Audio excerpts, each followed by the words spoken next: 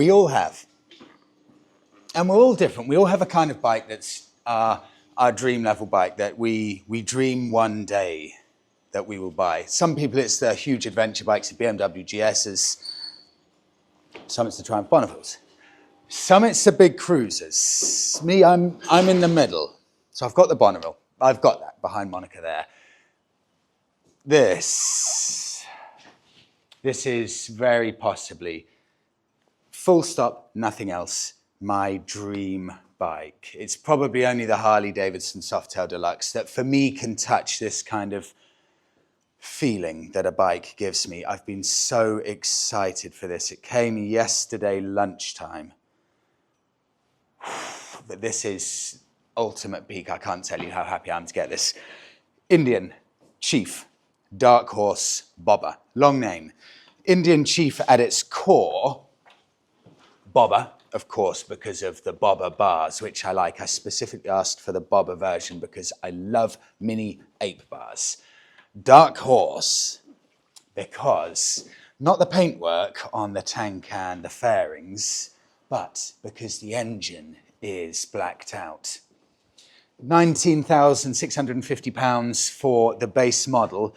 The only upgrade this has over the absolute base model is the red paint. And for me, apart from Ducatis, not many bikes work well in red, but there's something about Indian motorcycles. It's the heritage, it's the nostalgia, it's everything that goes with the history of the bike.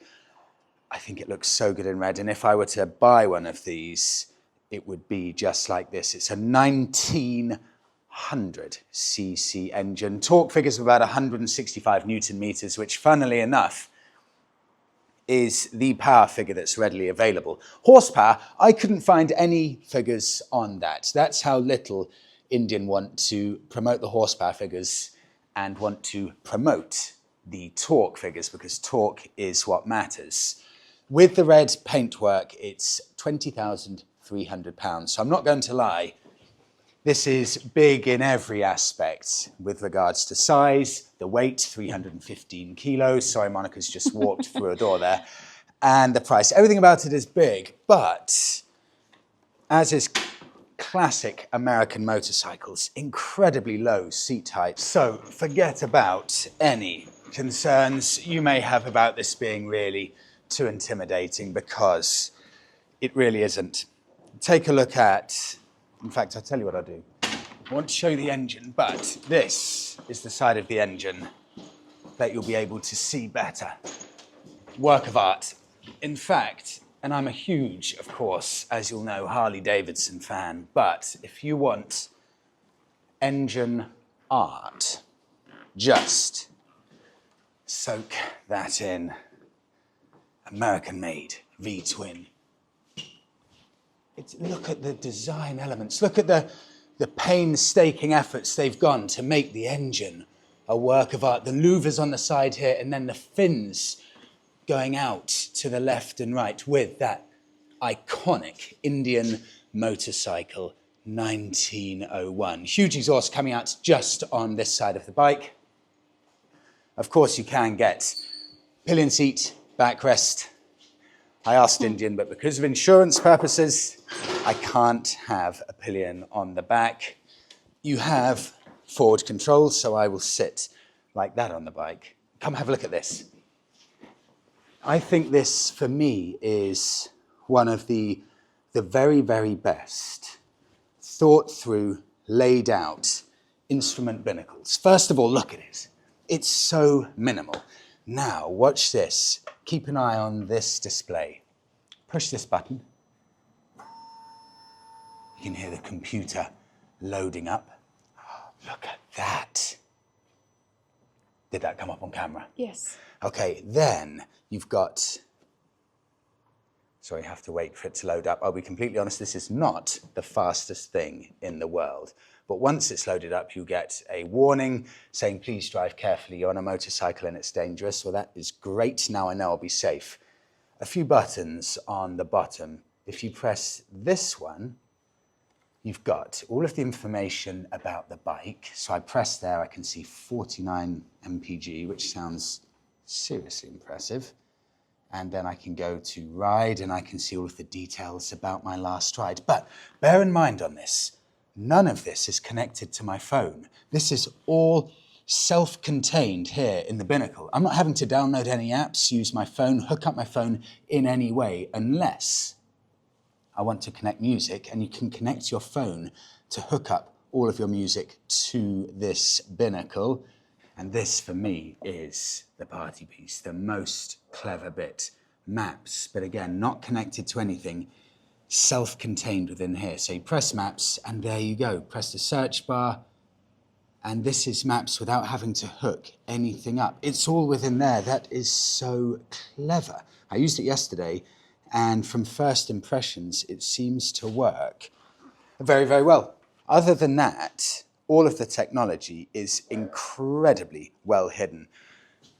I'll just turn the wheel so you can soak that in. Let's go for coffee in Ipswich because we're here for the next 2.5 weeks. And I have this for every one of those days. I'll just do one little final startup before I head off.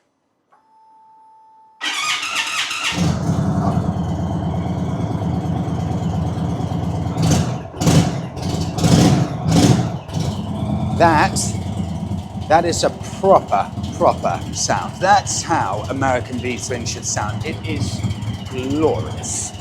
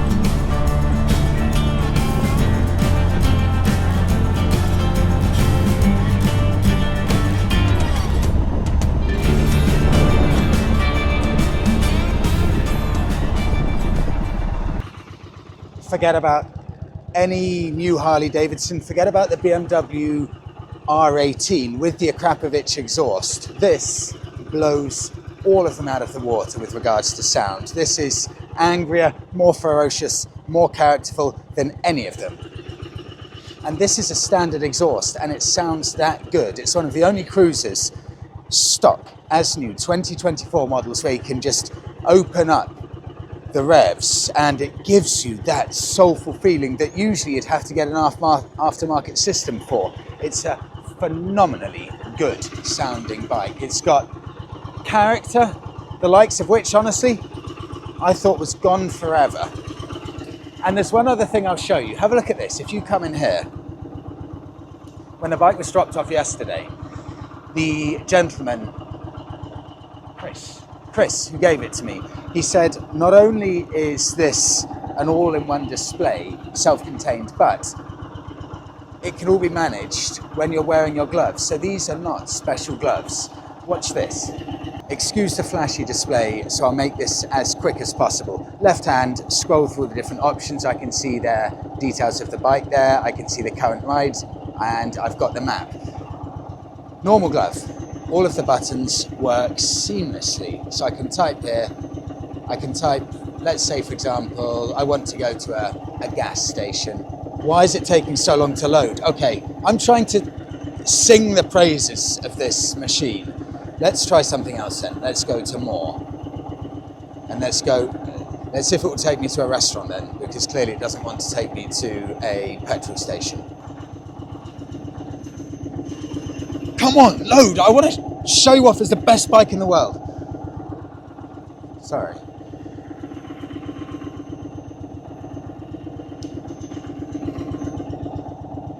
Good. There. Done.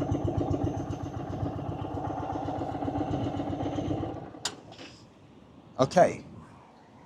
I like the idea. It's a very clever idea. Look, it's not going to win any awards from a speed point of view, but ambition. I like that. This is deja vu, isn't it?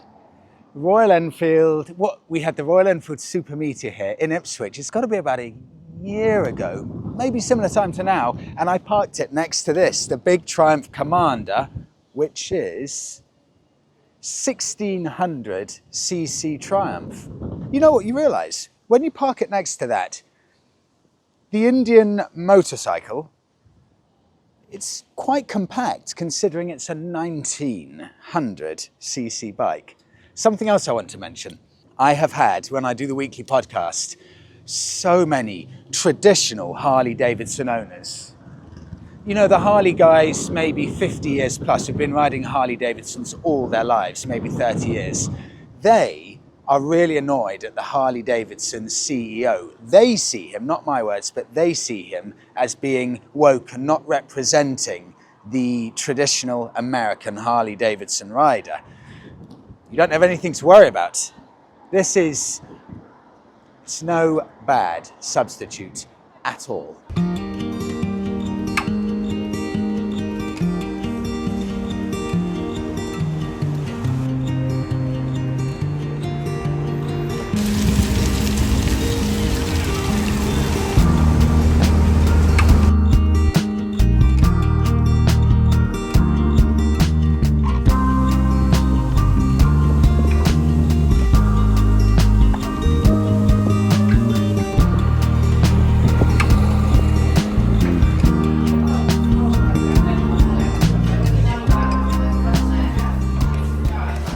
Favourite places. If you come to Ipswich, Honey and Harvey, right in the centre of town. Delicious coffee, great food, and it's near to everything going on. But something new and exciting has happened in Ipswich this year. Ipswich Town Football Club. They're in the Premier League. This is huge news. I think they've been promoted twice in 2 seasons. I think they may be second or third from bottom at the moment, a few games in. So it's not going perfectly, but we were in town on Sunday, a couple of days ago, just having a walk around.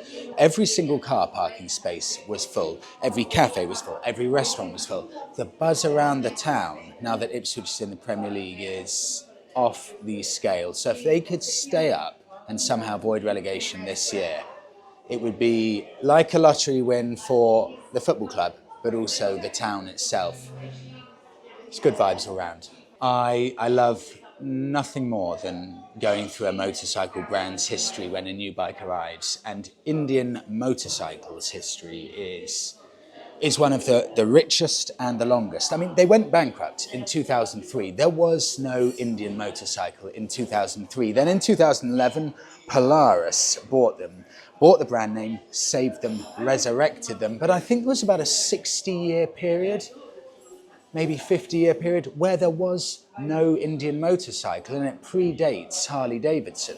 Interestingly, 1901, Indian Motorcycles is officially formed, but you can go back 4 years before that to 1897. George Endy founded Endy Manufacturing, and he made bicycles, and he would name the bicycles such as the Silver King, the Silver Queen, the American Indian. And this is where the name Indian motorcycle came along. It was inspired by those original names of the bicycles.